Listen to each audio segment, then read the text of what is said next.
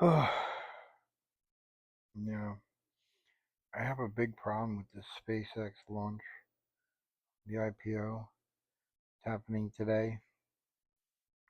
Um, for one, you're betting on Musk when you put your money into SpaceX. And, you know,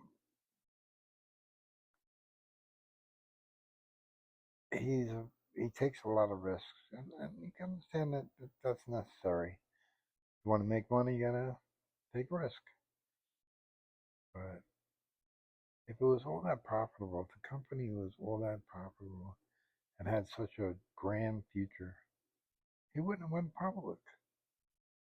You know, the problem is when he goes public, he loses control of the company because now the stockholders have control. They have votes that he has to abide by. So, it's just why would he do it if it was so profitable? He owns the whole thing outright. He doesn't need the money. So, I think Starlink is, you know, it's tough to say because so much stuff is so secretive about what he does. I mean, he's in bed with the government, as we saw with Trump, and you can be sure with the Defense Department and everything else. Uh, those satellites he's sending up there, you don't know anything about what they are or what they do or who they monitor or anything. And now he's talking about AI data centers in space. All that. No, there's all stuff that hasn't been done for one. Um, Most of the stuff he's selling at this IPO, um, engineeringly, are impossible as of today. So it's a gamble. It's maybe not, and he don't care if he loses on the gamble because you're the one that loses your money, not him. He's going to take his cut and walk away, and he'll never lose no matter what happens. So you'll lose, but he won't.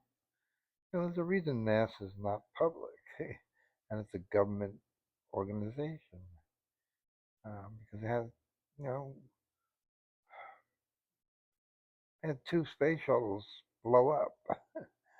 A private company can't do that. Boeing kept blowing up planes. Boeing would not exist. you know. So, and that's the reason it doesn't go public. Because stockholders don't have the stomach for things blowing up with people on them.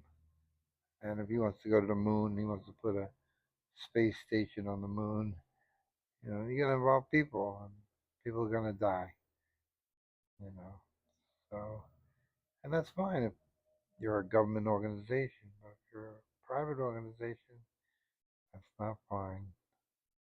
And a lot of decisions you have to make, you can't make as a private organization. You have to be a public, a government organization.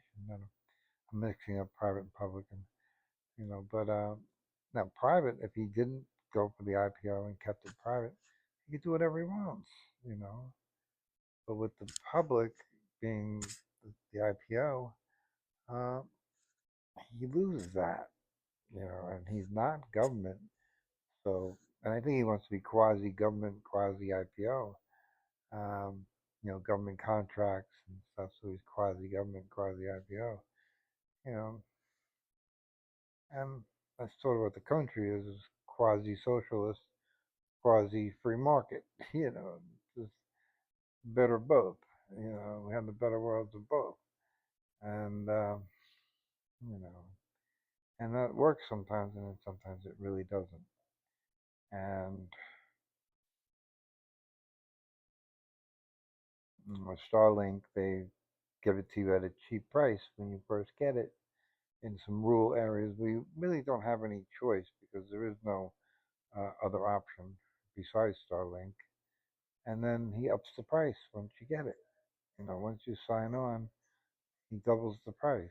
So there's a lot of that going on, and with the stock market being involved, it's going to happen a lot more because what do stock owners want? They want to see growth.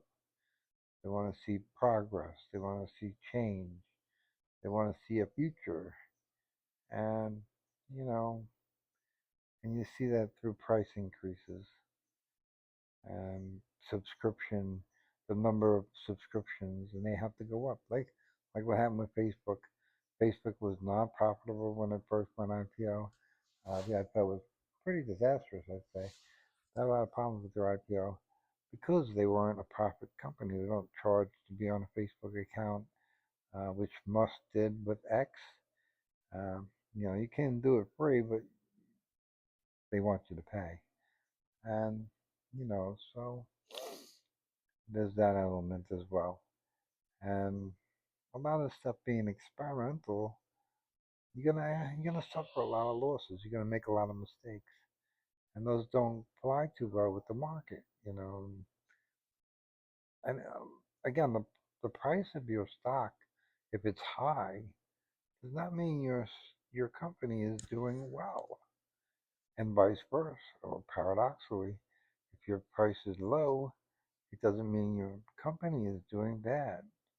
One has nothing to do with the other. Um, but the press goes out, stock is low. So people's feelings, which the stock market is mainly run by, the people's feelings, emotions, and that brings down everything.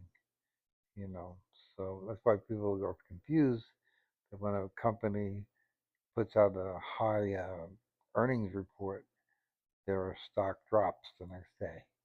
I'm like, how can that happen? They just gave out a great report, and now the stock just went through the floor because the prediction is that they can't do that again, and that means it's going to be undervalued the next time. So they cut it right there and then.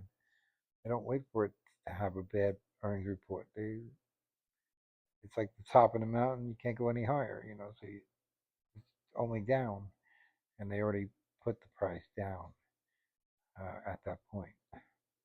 Whereas if it's a low earnings report, the price goes up because the company has potential to go up. Uh, it's at the bottom of the mountain, and it's just going to climb higher. And but that's all fun and dandy with a toothbrush company, but a space company, a rocket company, where rockets blow up. It costs millions of dollars to build a rocket just to blow it up. You know, it doesn't work on the market. That's why NASA's not on the market.